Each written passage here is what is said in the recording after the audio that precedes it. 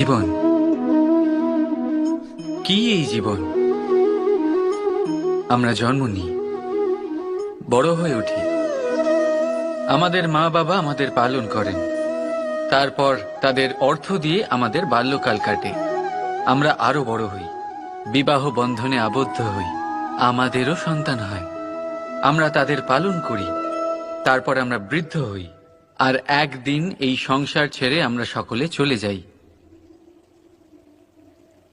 এটাই কি জীবন? আপনার মনে এই প্রশ্ন হয়তো অনেকবার জেগেছে, তাই না? এবার একটু জলের যাত্রাপথ লক্ষ্য করুন। সাগর থেকে বাষ্প হয়ে ওঠে এই জল, মেঘ হয়ে ঝরে পড়ে সে, তারপর নদী হয়ে আবার সাগরে মিলিয়ে যায়। কিন্তু কখনো এই প্রশ্ন করে না যে তার জীবন